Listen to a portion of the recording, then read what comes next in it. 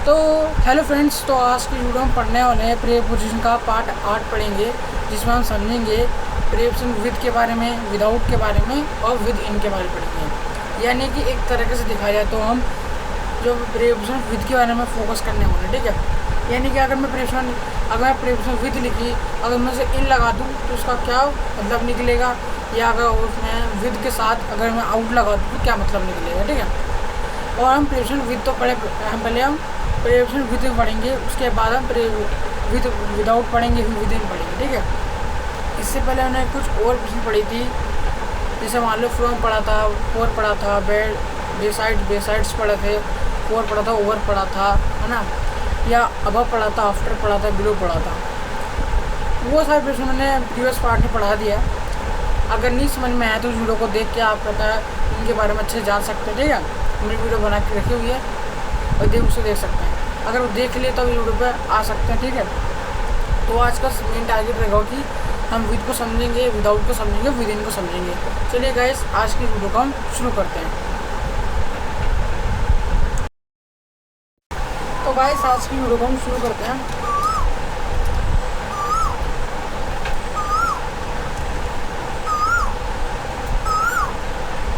तो हम पढ़ने वाले हैं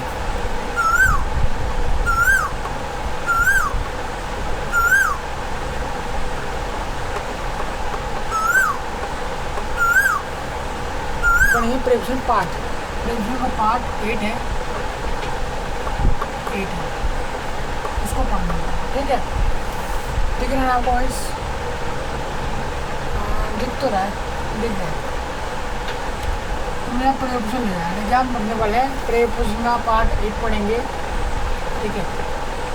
वैसे मैंने और क्वेश्चन पढ़ा रखे हैं प्रीवियस वीडियो में, आया कुछ समझ में आ गया होगा। देखो आज का जो टारगेट हम क्या क्या पढ़ने वाले हैं वो बता दूँ। हम पढ़ेंगे विद के बारे में जानेंगे। दूसरा, अगर मैं इनके साथ अगर मान लो के पास लिख देता हूँ विद के बारे में जानेंगे, बट इसके अगर मैं इन लगा दूँ, है ना, तो क्या फ़र्क पड़ता है। अगर आउट लगा दूँ उसका क्या फ़र्क पड़ेगा, है ना।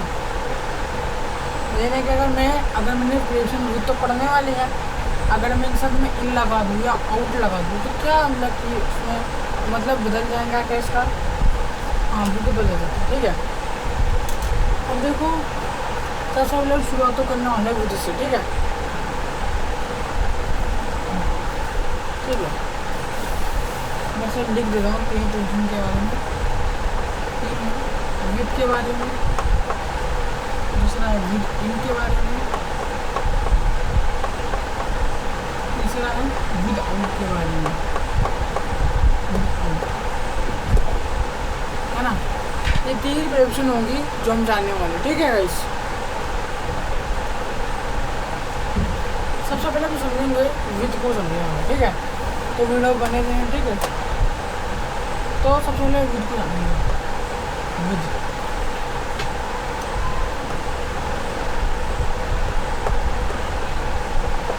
विद का यूज़ कैसे करें? देखो, इसका जो हिंदी मतलब तो के साथ होता है, मिलिंग दे बस उसको कोई मैंने को मीनिंग याद करने की ज़रूरत नहीं है, बस नाम के लिए बता रहा हूँ, ठीक है।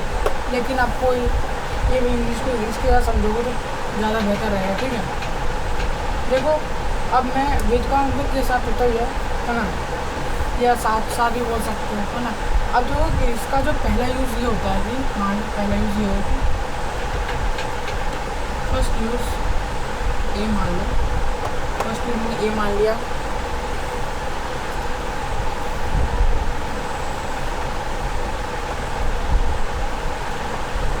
हमने फर्स्ट यूज़ ए मान लिया। अगर मैं क्या करता हूँ, देख लो इस तरीका है, अगर हम बोलोगे फर्स्ट ए भी है, ठीक है। अब इसका पहले कि इसका होता है रेफर द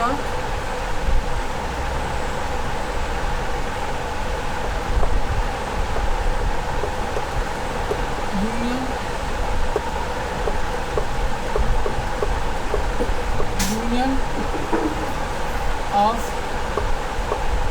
सम काइंड,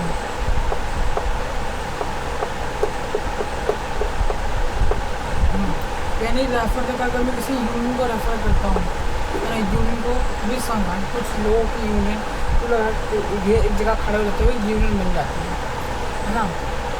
अब जैसे यूनियन बन सकते हैं ये किसी नाउन या प्रोनाउन की बनती है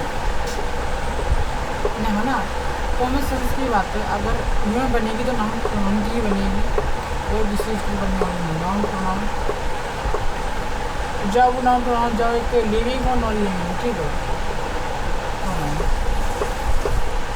अभी मैंने ये दोनों चीज़ पढ़ा रखी है ना। अगर नहीं पता कि नाउन क्या होता है प्रोनाउन क्या होता है तो देखिए वीडियो को, मैं सारी बेसिक क्लियर कर रखा हूँ। Refer the union of some kind, अगर मैं सम काइंड अगर मैं किसी की यूनियन बोलता हूँ यूनियन बनती है नाउन है प्रोनाउन, ठीक है। अब चाहे नाउन या टू हो या और मोर देन टू हो, ऐसे कॉन्टेक्ट में है ना। मोर ये लेकिन दो है, दो से अधिक, ठीक है। लेकिन दो लोग देखो ये दो जने की क्योंकि किसी दो जने की यूनियन बनती है या किसी दो या दो से अधिक बन जाती है। लेकिन क्या होता है यूनियन तो बनती है लेकिन हमें ना उसमें एक कॉमन चीज़ लिखनी पड़ती है, यानी कि पूरी मैं सबके नाम नहीं लिखता उसमें यूनियन में। कैसे बोलता हूँ मैं कुछ मैं वो लिखा या कुछ वॉइस के नाम लिखता हूँ। मैंने अंकित लिख दिया, ये मैंने शिवम लिख दिया,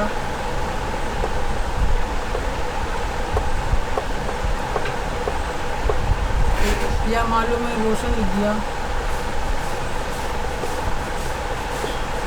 या मैंने मान लो लक्की लिख दिया। अगर मैं ये नाम है मान लो कि ग्रुप एक पर तो साथ ही रहते हैं, ग्रुप बना के रखते हैं, ठीक है। अगर मैं नाम को एक साथ लिख दूँ, अगर मैं बोलता हूँ इनके लिए कोई कॉमन वर्ड बताओ जो सभी पे अप्लाई कर जाए, तो मैं इनके बोल सकता हूँ बॉयज़ बोल सकता हूँ या फ्रेंड बोल सकता हूँ, है ना। वो आप पे आप डिपेंड है, बॉयज़ बोलो फ्रेंड बोलो, या बॉयज़ बोलो फ्रेंड बोलो, ये दूर तो इस तरह से बनता है। या दूसरी चीज़ हो सकता है कि मैं सब्जेक्ट को अलग अलग करके बोल सकता हूँ या आई एन यू करके, है ना। तो या किसी भी यूनियन को रेफर करते हुए उनके नाम नहीं लिखते हो ना, क्योंकि उससे ना सेंटेंस का लॉन्ग बन जाता है, इसलिए नहीं लिखते। अब मैं एक एग्जाम्पल लेकर समझाता हूँ, ठीक है। एग्जाम्पल के लिए मैंने लिख दिया, मैं यहीं लिख देता हूँ, ठीक है। मैंने लिया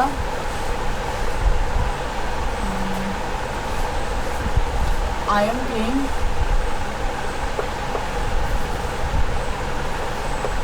एग्जाम्पल के लिए ना, ठीक है। थोड़ा ज़्यादा लिख देता हूँ, मैंने लिया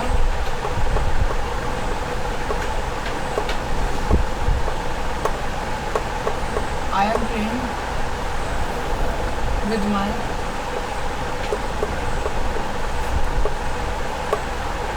फ्रेंड्स,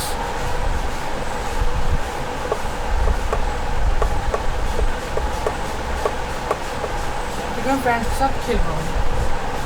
अब देखो फ्रेंड्स करने में क्या बोलूँ, या फ्रेंड्स बोलो या ग्रुप कोई बॉयज़ बोलो या किसी और चीज़ का भी ग्रुप हो सकता है ना। तो इन तो ग्रुप का नाम हो गया, तुमने फ्रेंड्स बोला, यानी कि किसी चीज़ का कुछ बॉयज़ का ग्रुप। वो फ्रेंड्स का ऐसा नहीं है कि कोई बॉयज़ और गर्ल भी हो सकता है, कोई भी हो सकता है, ठीक है। यहाँ में क्या किसी यूनियन का रेफर करता है, सम काइंड। लेकिन कुछ लोगों की यूनियन है, कुछ लोग ग्रुप है। अब जब कुछ लोग ग्रुप होता है तो उसे यूनियन बोलो, ठीक है।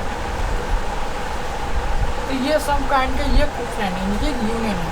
अब इस यूनियन में भी ये आता है, ये सब्जेक्ट भी आता है, क्योंकि उनके साथ खेला है ना, तो इसको भी यूनियन में काउंट करा जाएगा, है ना।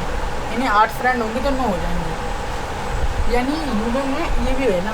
तो यानी कि यहाँ पे यूनियन को रेफर करा जा रहा है, यानी विद लगाकर एक फ्रेंड्स बोला गया है ना। अब से अब मैंने क्या बोला, मैंने ये बात बताई थी, देखो यूनियन कैसे हो सकती है, लोअर लिविंग और लिविंग है, ठीक। जैसे बोलता हूँ लगेजेस, अब मैं लगेजेस लिखूँगा तो या फिर मैं कुछ सामान हुआ है तो, ठीक है। जैसे बोलता हूँ मैं, एक और एग्जांपल समझती थी, ठीक है। मैंने लिखा था, लिखा है मेरे सबको थोड़ा सा, है ना, लिख तो रहा है। एग्जाम्पल के लिए मिल गया, दिख रहा है? हाँ बिल्कुल करेक्ट डिवीजन है। हाँ ठीक है, देखो एग्जाम्पल के लिए मैंने लिया आई ही आई विद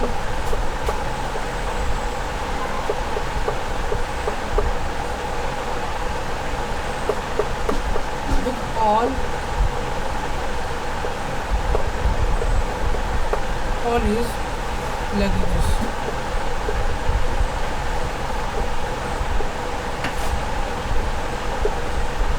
है ना, जो गलत लिखे शायद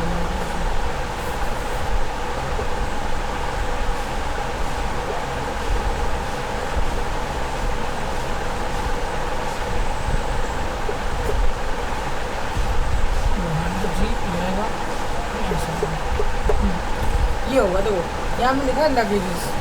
अब देखो लगेजेस सामान होता है। अब जरा सामान में आप कुछ भी रख सकते हो, सूटकेस रख सकते हो,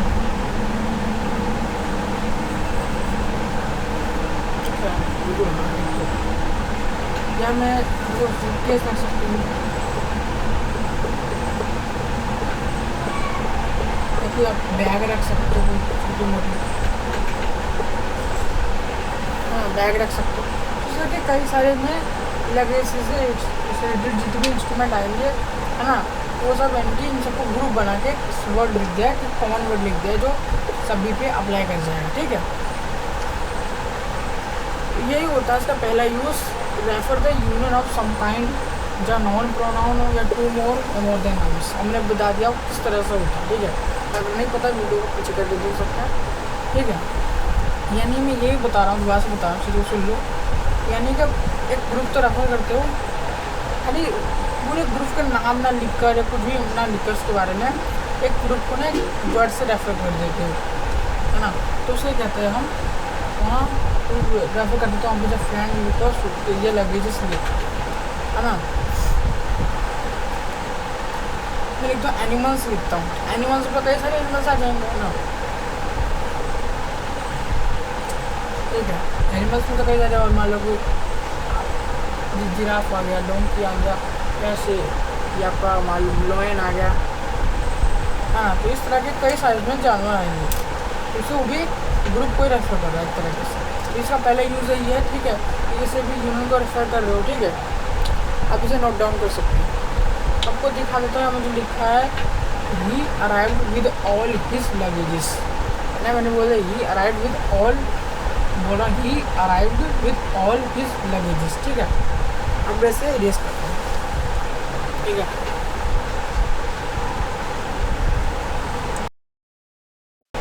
कैसे हम पढ़ेंगे अब, क्या थोड़ा बीच में सेंटर में कर देता हूँ। इसके कुछ अदर यूजेस भी हैं। ठीक है, इसके अदर यूजेस पढ़ने वाले। ठीक है, इसका अदर यूज, ये पहला दूसरा यूज तो ये मानिए express the quality.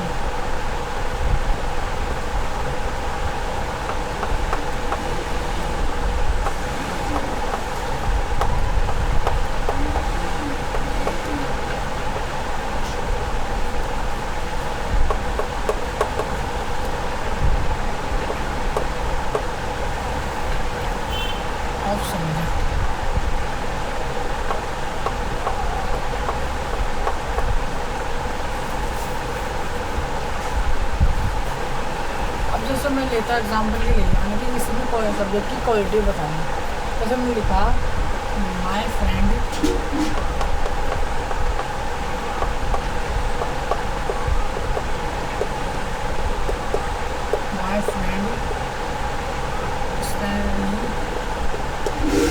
Standing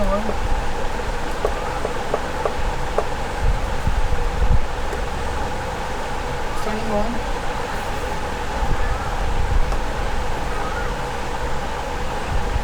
podium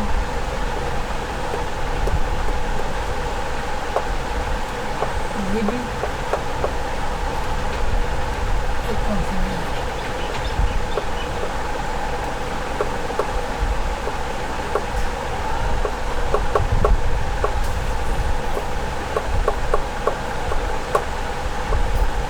हाँ, तो ये यार एग्जाम्पल है। दूसरा एग्जाम्पल है, ये बताऊँ migrate for to form.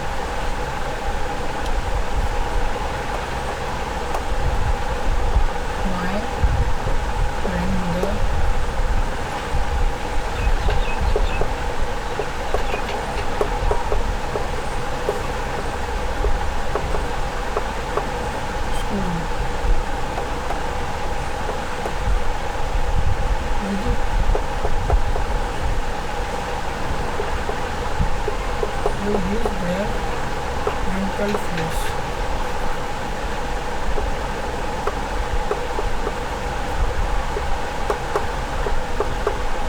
Wrinkled face. इसका बताओ जरा। अब देखो यहाँ पे एक्सप्रेस द क्वालिटी ऑफ यानी सब्जेक्ट की क्वालिटी को रेफर कराया गया।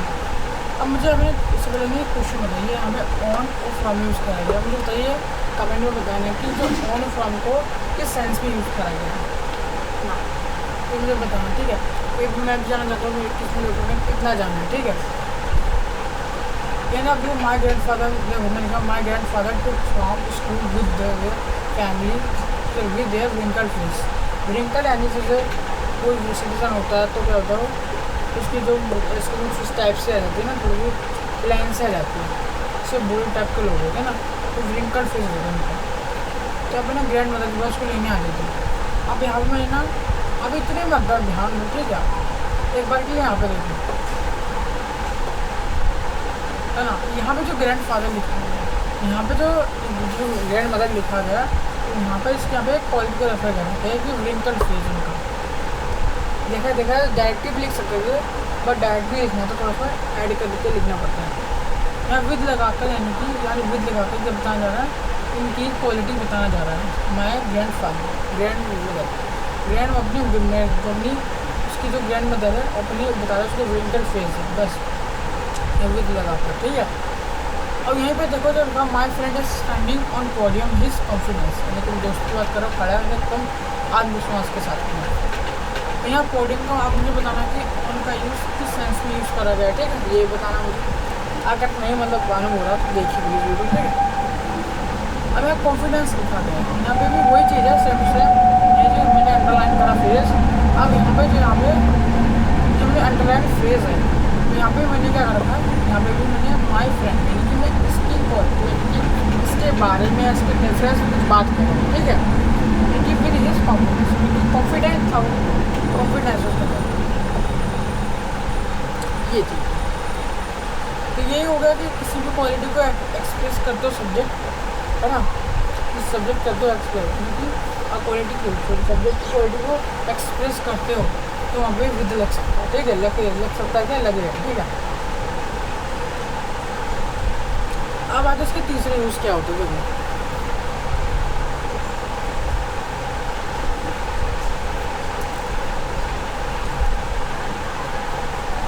तीसरा यूज़ क्या होता है इसका देखो, ये होता है एक sense of pause.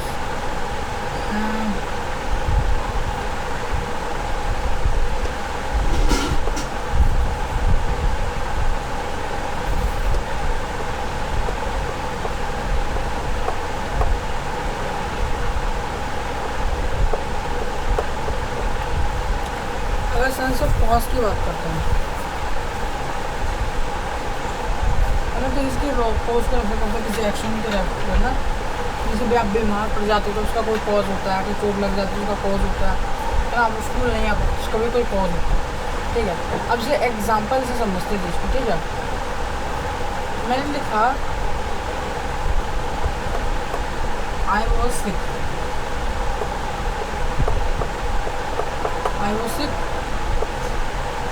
with I was sick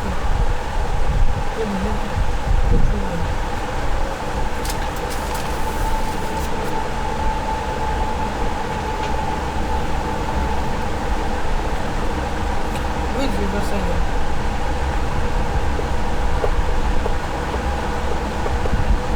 यानी I was sick with fever, यानी क्या है फीवर, क्या है कॉज है, कॉज क्या रीज़न है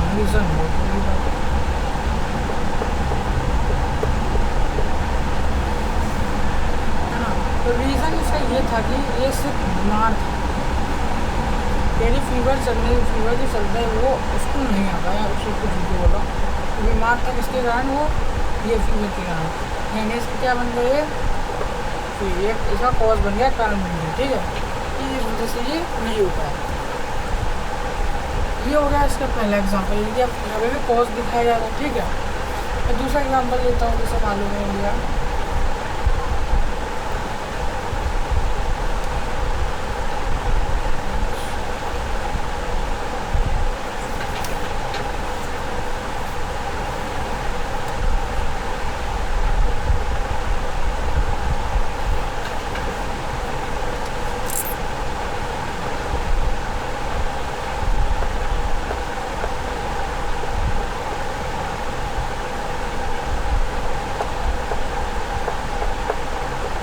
विद एंगल, अगले रेस करा, ठीक है।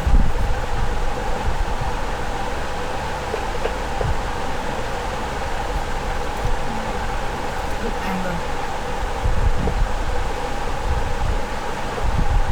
है ना, ये लिखा है जो this face was read with angle, यानी यहाँ पे जो इसका फेस हमने रेड रखा था वो किसकी वजह से, उसके गुस्से की वजह से, यानी कि जो इसका ये जैसे एंगर है, ये क्या बन गया इसका कॉज, इसका इस फेस रेड। अब रेड रहने का कारण क्या था, ये इधर जो रेड था इसका फेस वो एंगर था, इसका कॉज बन गया, है ना। कि हमें लिखी इससे ये पता मिलता है कि अगर किसी कॉज को रेफर करते हैं, कॉज किस वजह से कोई चीज़ हो रही है ना,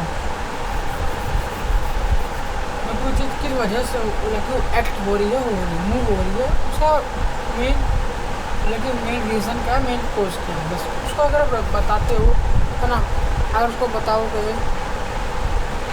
अगर उसको बताते हो तो वहाँ पे आपको यहाँ पे कहते हैं विद लगा देने का, ठीक है।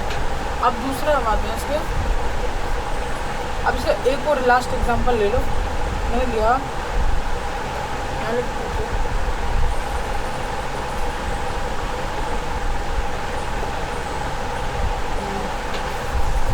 तो यहाँ लेते हैं, ज़्यादा तो यहाँ लेते हैं,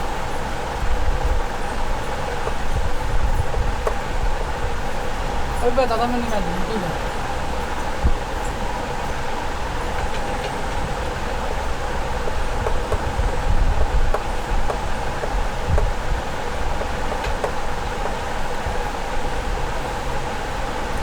They were dancing with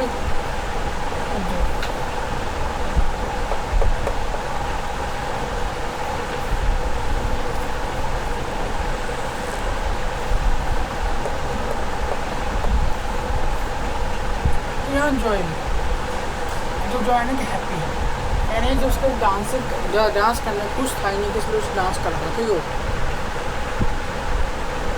यानी कि वो देखिए देवर, मैं बोल रहा हूँ लिखने, थोड़ा सा लिखेगा नहीं क्या लिखा, देवर डांसिंग विद जॉय, ये लिखा they're dancing with joy, they're dancing with joy, ठीक है।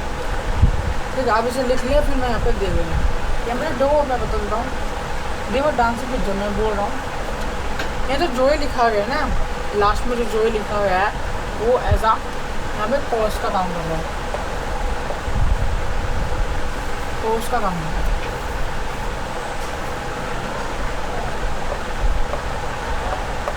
कॉज का काम कर रहा है। अभी डांसिंग क्या है, एक एक्शन, यानी कि एक्शन किस वजह से वो एक्ट हो रहा है, मूव हो रहा है ना, तो उसका एक मेन कॉज सॉरी यहाँ पे जो कॉज है जॉय है, हैप्पी की वजह से खुश है, नाच रहा है, तो ठीक है, पास्ट की बात है। यानी कि इससे पता चल गया ना कि आप क्वालिटी को एक्सप्रेस करते हो या किसी पोस्ट को एक्सप्रेस करते हो, पोस्ट को बताते हो, किसी सब्जेक्ट की क्वालिटी को बताते हो, तो हमारा विद लगा देने का, ठीक है। तो हमने क्या क्या समझ लिया, आपने समझा किसी भी यूनिट को रेफर करते हो तो वहाँ पे लगाना है, आप क्वालिटी को रेफर करते हो तो, अगर किसी पोस्ट को रेफर करते हो तो, हाँ एक को बस लास्ट बचा, ठीक है। लास्ट ये है कि फोर्थ यूज़ ये है कि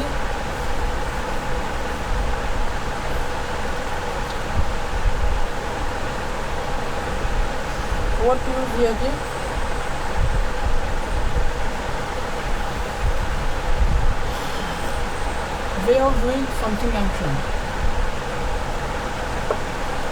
क्या मैं इसे इरेज कर दूँ ना, दिखेगा नहीं कैसे लिखूँगा, ठीक है। मैं इसे इरेज कर देता हूँ, तो हम लिख सकते हैं, ठीक है, इसको वीडियो पोस्ट करके लिखना, ठीक है।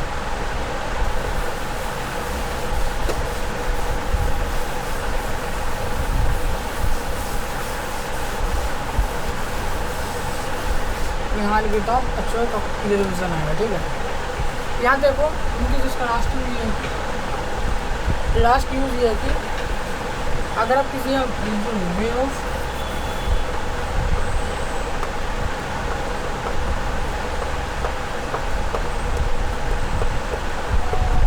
Doing something action.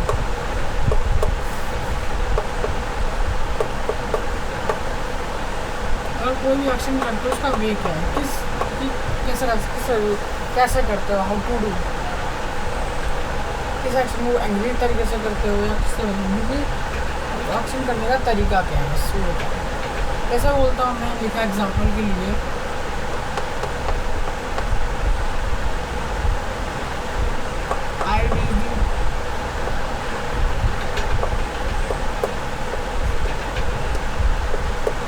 I reached my house with you. I reached my house with you.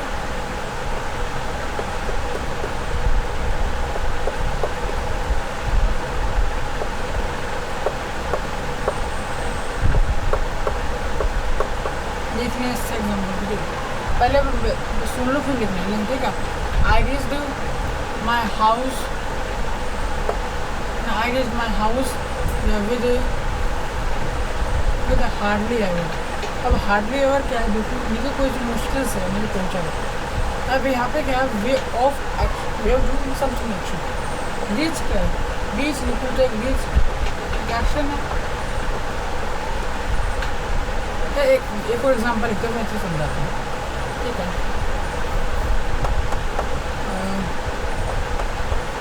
I completed my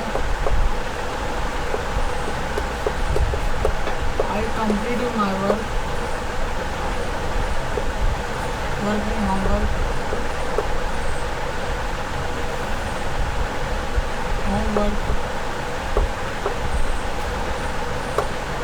I completed my homework। मैं लिख रहा हूँ I completed my homework with fastly।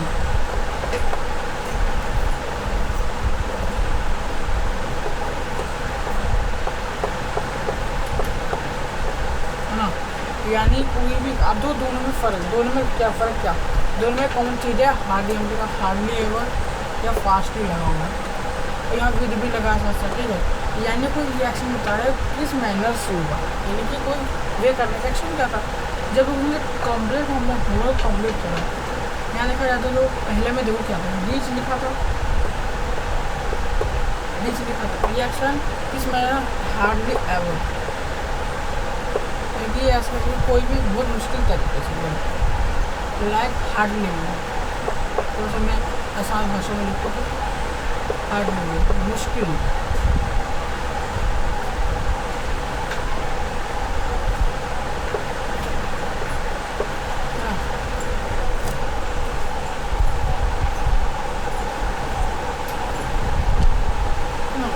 यानी कोई भी काम हार्डली से, अब वहीं पे लगा कंप्लीट।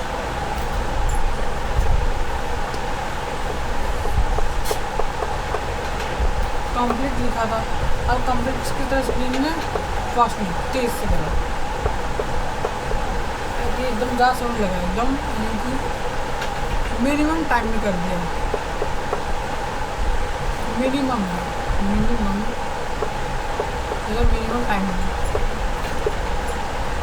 टाइम में उसने काम को ख़त्म कर देगा। क्या वो फास्टली तरीके से करेगा तो लेकिन काम को फास्ट जल्दी से ख़त्म कर देगा। अब दोनों में क्या एक्शन करने का तरीका क्या है, एक तो एक बहुत मुश्किल से घर पहुँचाने के ये इसका वे हो गया है ना, कंप्लीट करना है, नहीं फास्टली तरीके से काम को कर दिया, यानी भी मैंने देखो किस वे कैसे करता, हाउ टू डू वर्क। यही होता है लास्ट यूज इसका विद का, समझेगा। वैसे देखा था जो विदाउट और विद के, तो विद इनके से एक यूज़ है, ठीक है, कोई बड़ा यूज़ नहीं है, क्योंकि फिर लग जाता है उसका कोई एक यूज़ नहीं है, ठीक है। अब इसे लिख सकते हैं, अब आगे बढ़ेंगे, ठीक है। देख लो गाइस, आप समझेंगे दो ऑपरेशन और रह गई हमारी, जिसका नाम है विद इन, विद आउट रहेगा, with in.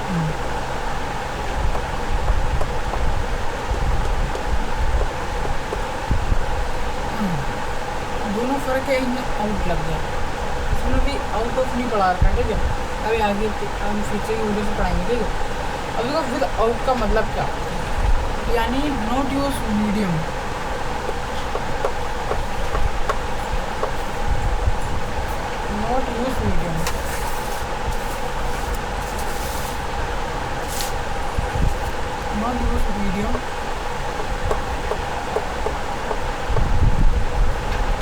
not use medium of doing or will or to do action do anything action.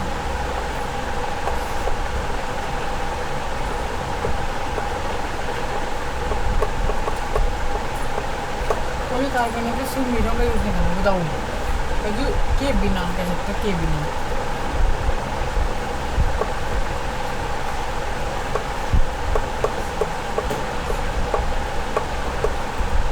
उस काम को जो रिसोर्स अब जिस काम को एक्शन करने के लिए जिस रिसोर्स का यूज़ किया जा रहा है उसका यूज़ ही नहीं करना बस। मैं लिखता हूँ जैसे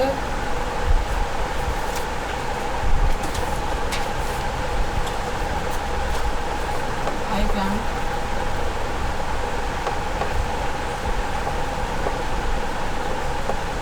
कैन और नीचे लिख देता हूँ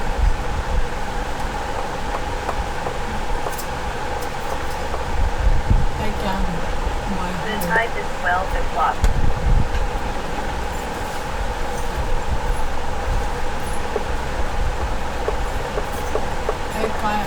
I can my house. Okay, my house without transport.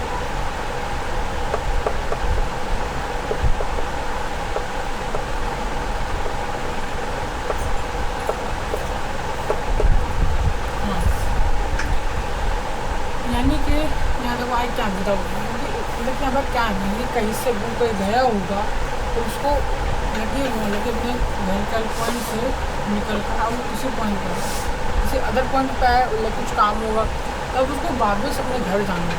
अब यहाँ से यहाँ तक जाने में कुछ उसको रिसोर्स यानी कि ट्रांसपोर्ट की जरूरत पड़ेगी, बट उसने इस ट्रांसपोर्ट का यूज़ ही नहीं करा, यानी सॉरी विदाउट करना था ना, विदाउट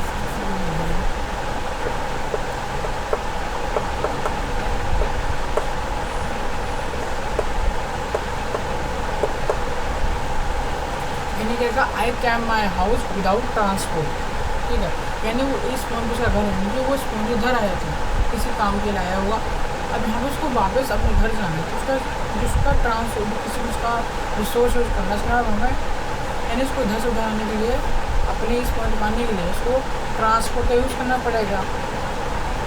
ऐसा तो नहीं कि वो 2 मिनट में पहुँच जाएगा अपने घर आवाजाही से, ट्रांसपोर्ट का यूज़ करेगा वो, तो ट्रांसपोर्ट में या कोई व्यवस्था किया होगा तो उसने विदाउट लगा क्या इसने क्योंकि विदाउट लगा दिया इसने, यानी कि इस मीडियम का यूज़ ही नहीं करा, वो ऐसे पैर चल गया भाई उसका गया पता नहीं है, इस मीडियम का यूज़ ही नहीं किया उसने ना।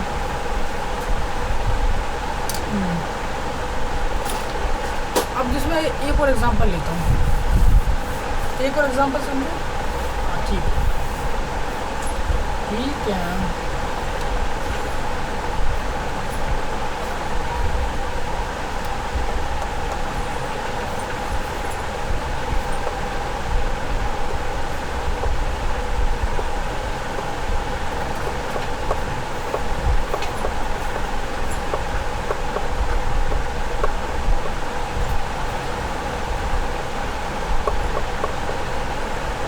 now sleep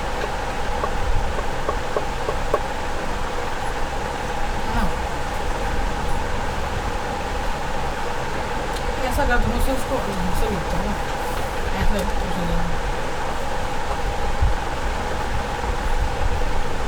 I had no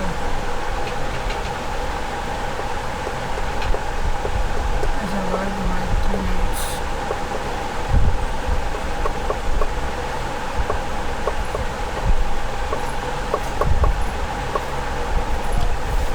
I survived my 3 nights without sleep.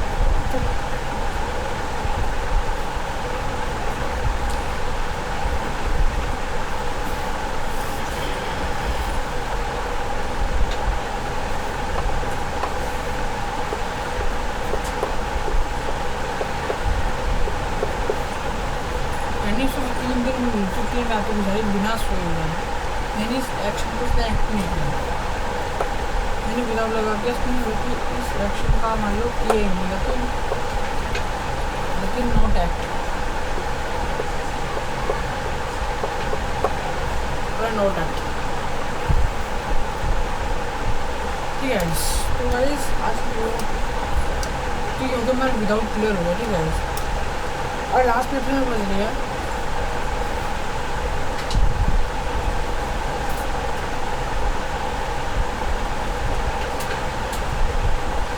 तो उसको जो यानी जो प्रेफरेंस है तो इसको हम अगली वीडियो में कवर कर लेंगे। ठीक है, क्योंकि अभी जो वीडियो ज़्यादा लॉन्ग हो चुकी है। ठीक है, अब ज़्यादा लॉन्ग वीडियो सही लगती है, इसलिए मैंने ये हिंदी को एंड कर रहा है इस वीडियो को। हम इसको अगली पार्ट में, नेक्स्ट पार्ट में समझ लेंगे। ठीक है, तो गाइस आपको तो समझ में आ गया होगा ना कि विद विदाउट का मतलब क्या होता है। अब विद इन को जो बचा लास्ट हमारा डेरिवेशन बच गया, इसको हम अगली वीडियो में कवर कर लेंगे। ठीक है, वीडियो लॉन्ग हो जाएगी, इसलिए मैं वीडियो यहीं पे एंड कर रहा हूँ गाइस। ठीक है, इसे अगली वीडियो में समझ लेंगे और अदर क्वेश्चन नहीं पढ़ेंगे। ठीक है, तो गाइस बाय गाइस, तो हम मिलेंगे अगली वीडियो में, नेक्स्ट वीडियो में। ठीक है, नए टॉपिक के साथ, और ये भी करेंगे साथ। ठीक है, बाय गाइस।